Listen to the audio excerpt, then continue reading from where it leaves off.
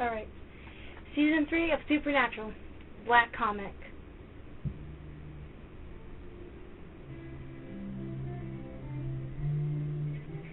I honestly don't see why it was called the Magnificent Seven. What was so magnificent about the 7 deadly sins making a black guy drink Drano? Which is so typical of horror movies or shows. Always killing the black people on it. Then having some blonde girl beat the shit out of a brunette for a pair of shoes? Don't they all do that? Who knows? The children are alright. Who the hell cares if the children are alright? How about me? Do you know I have no more fingernails and practically lost my mind because of that episode? I was rocking back and forth repeating, Dean is not the father, Dean is not the father, Dean is not the father. That day at Black Rock. Now I know some of you may have been saying, oh, poor Sammy, or I just want to hug him. What about the shoe? Poor thing went through hell. Sam falling everywhere, getting gum stuck on the bottom of it, and to top it all off, the poor shoe falls into the sewer. Sam Winchester, you should show that shoe a bit more appreciation. Think of all the times it helped you. Running through forests, keeping your feet warm from the cold, and helping you climb things.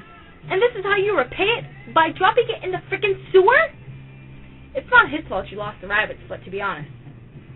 Okay, what the hell?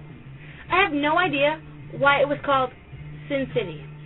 Was I to watch the movie Sin City before I got why they called it that? Bedtime stories. I'm so afraid of them now. I went to sleep once the episode ended, and I got piss-ass scared, because once I shut the light off, everywhere I looked, I saw a shadow.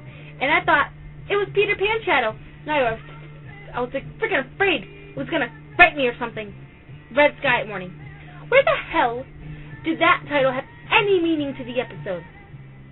I didn't see any red sky. I saw Dean hyperventilate, but that's it. Fresh blood. Vampires and shapeshifters never get old, do they? No, literally. They never get old. I hope everyone has a very supernatural Christmas. Spending time with the family, opening presents, oh. And for the youngsters waiting up for Santa, if you see him dragging your parents in his red bag down the stairs, don't worry. That just means another kid asked for a daddy or a mummy for Christmas. Santa just ran out of them, so he's taking yours. 'Tis the season for sharing, right? You fudging touch me again, I'll fudging kill you! I wish Sam or Dean would dream a little of me. I mean, it's the least they can do. I've dedicated my whole life to them. I deserve at least that. But on the other hand, very, interesting episode. Anyone know when Bella's leaving? Malleus Maleficarium.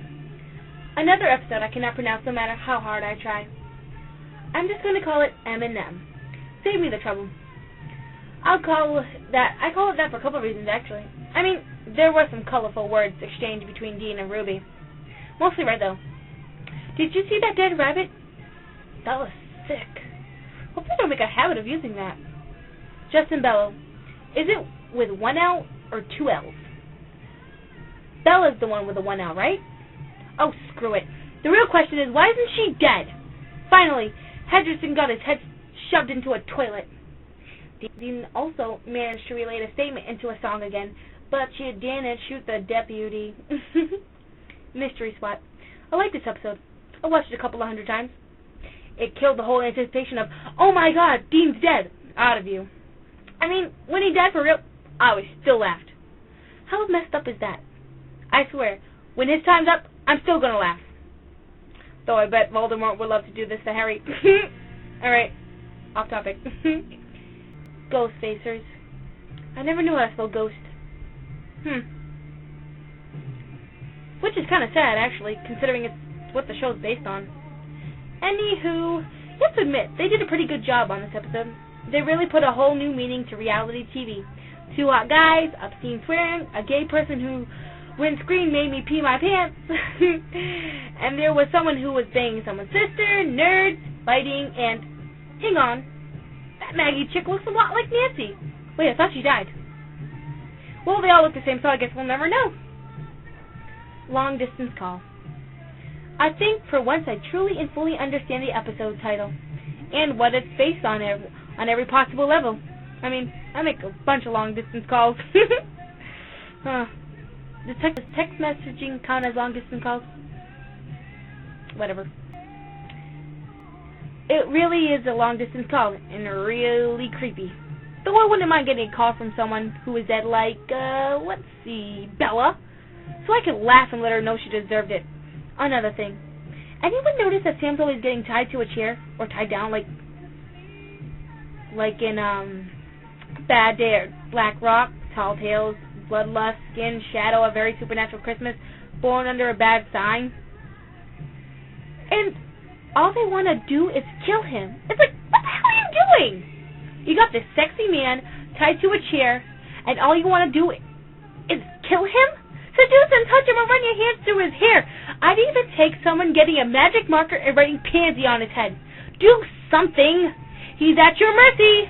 Oh, and let's not forget the toy phone ringing.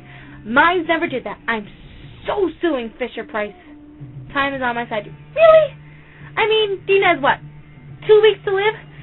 Tell me exactly how time is on our side. I know it's not based on Dean's time running up, so emotions are running on high and for the boys, but still. My father has been the creepiest demon on Supernatural. Alright, Bella's dead. Woo! Now it's time for me to join I couldn't care less thread on the CW. But still, the way she went, I would have went proudly if I was in her shoes. That was messed up.